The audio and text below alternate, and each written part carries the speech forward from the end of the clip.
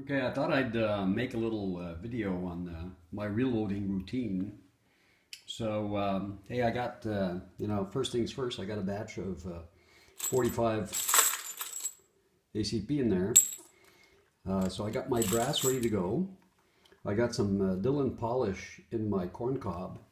And you can see the corn cob here in the back. That's the corn cob, corn media. So, one trick is to actually season your corn cob with the polish first without any shells in it because it has a tendency to clump. So once you've done that and let it run for maybe 15 minutes, the polish is all mixed up with the corn cob, and then you can start your vibrator.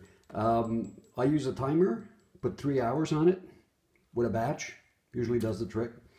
And that's it. That's the polishing. I use a cheap polisher I got at Harbor Freight, so in the States. So you don't need to spend a whole lot of money on these things. They work well. Pretty much all the Chinese ones work pretty well. Now this is my Dillon 650. It's set up now for 9mm, and I've pre-set it up. So maybe if you guys want to me to go over the setup of this, I can maybe do something for the group. Now, you got your sizing deep priming die. That's the powder, naturally, powder measure, and you got your flaring die in there too. That's an empty spot for a bullet feeder or a powder checker, but I prefer to check my powder by eye. I look at it, and I'll show you when I'm doing the thing. You can see the powder very well. This is the bullet seeder, and that's the crimper.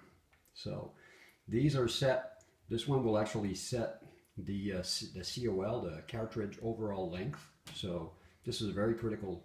The critical setup is basically setting the right amount of powder that comes out of there. Then this thing is very consistent. Then you go into the overall length of the cartridge, and then you set that, and you run a few, you check it with your caliper, and you'll see me check a few now because I just reset it. And in the back, that's your crimper, so you want a proper crimp on your bullet, so the bullet doesn't actually get back into the cartridge or out of the cartridge actually. So that's it. I'll start loading a batch, and we'll just do 100 rounds. So this is my trusty loading data, and I use the one from the internet. So I don't even own a reloading manual. I mean, it's everything's on the internet if you want to. And in Canada, we're always mucking around with different powders. I mean, right now I'm mucking around with 2 powders. I have some Ramshot Silhouette, and I have some Hodgson 700X. So, and every time you change powder, you have to change your recipe, basically. So what I'm going to do now is I'm going to get some primers out. And small pistol primers for, and as you can see, they're all on the right side up, right? So, and we want to pick them up this way. So what I do is I slowly flip them. Now they're all the wrong side up, right? Because that's how they're going to be inserting the bullet in the shell. Use mine.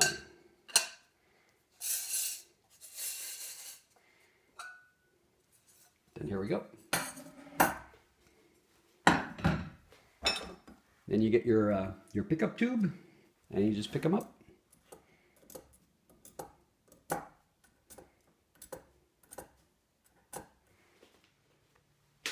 Okay. So we have a little clip. So our primers are all aligned in there, We're going to put it here, and whoops, they're in the hopper. And this is a little warning rod that, you know, when that rod reaches the end of that stack, it'll tell you before it's actually over. So you have time to put another one in and not break your rhythm. And now we're going to load some brass, some clean brass in our bullet feeder, in our case feeder.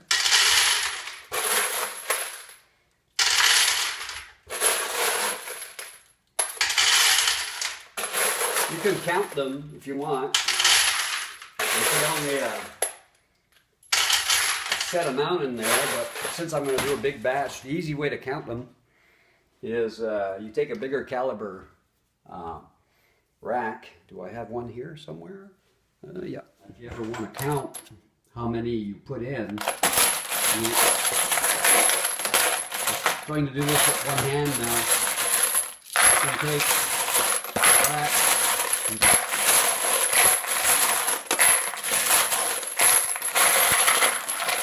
and you know, bingo, that's 50 count, right? And you can QC at the same time, see they're all the same caliber, and so I do, especially for 45, I do this because I want to pick up any small primer, because you can flip them, and then, you know, you have all the back end of the okay, little powder refill.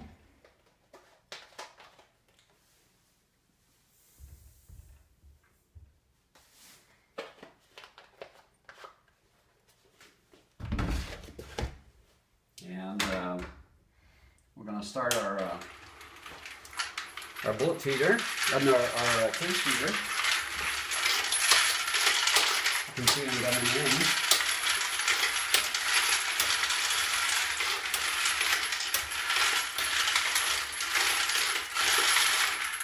I love this thing, you know, it's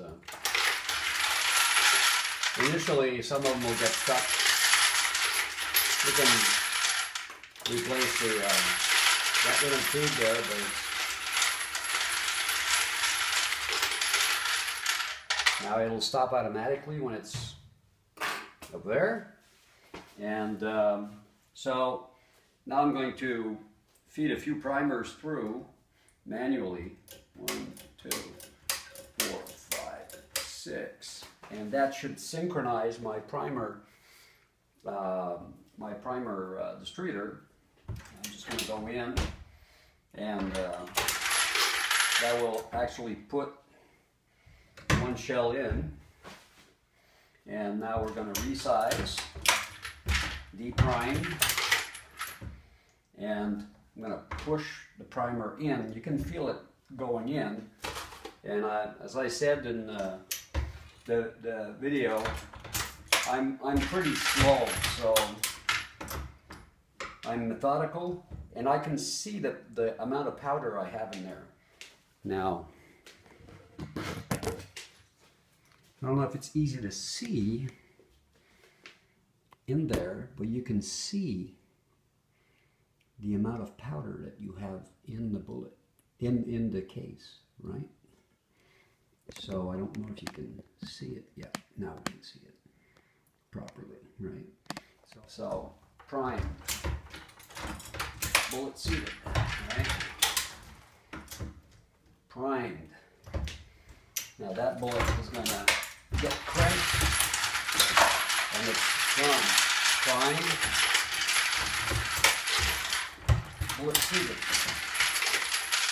Now you see, once you have the rhythm going, every time I pull that handle, I have a new bullet done. So those that have been reloading with a rock chucker, I mean, that's so now you can easily see why I can make quite a few bullets. Bang. Now once you got your sequence going, it's very good. I like to stop every sequence by pushing on the handle to be able to prime the next thing. Then I'm going to check my COL, right? So I'm at 158 now, 158, 158.5, 158. See? And I have, it's on my recipe, it's 158. So I'm good to go. So I'm checking myself as I go along, because the cartridge overall length is very important, because if it's too short, it can create a lot of pressure, and it can overpressure that particular load, and that can be bad for your drum. But these, you know, it's a very simple thing. I mean, it's the amount of powder, and then the cartridge overall length, and the different bullets that you use. And you find yourself a recipe that's close, you make a few tests, you take it to the range, and you know, you choose the recipe you want. It's pretty easy. I mean, I'm no genius, so if I can do it, anybody can do it.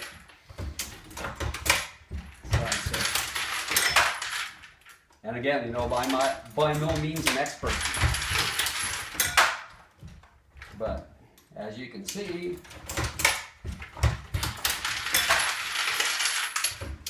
and I don't have a bullet tray. I think it's useless. I put my box right beside the...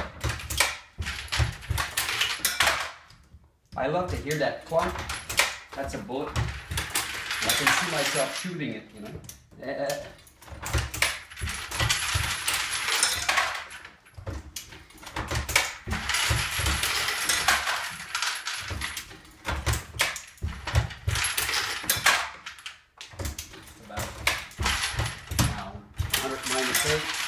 Everything's going to beat soon.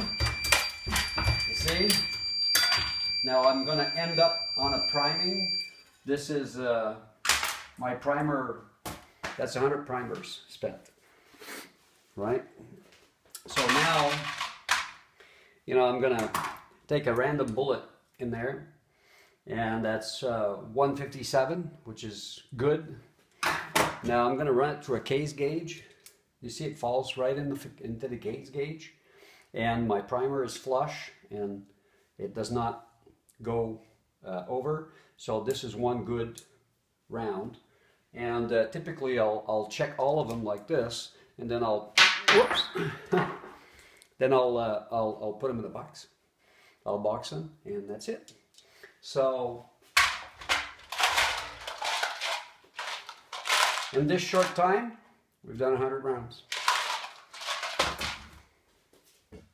Okay, this is my afternoon of work. Well, actually my afternoon, I probably have about 3 hours of work, a little less than 3 hours, including the time I took to shoot this video. So, and I have 1,000 rounds here done. So, you know, this is ammo. That's ammo porn right there. You know, it's like. That's fun. That is fun. So that's it. About 1,000 rounds, and in a little less than 3 hours, including shooting the video on the Dillon 650.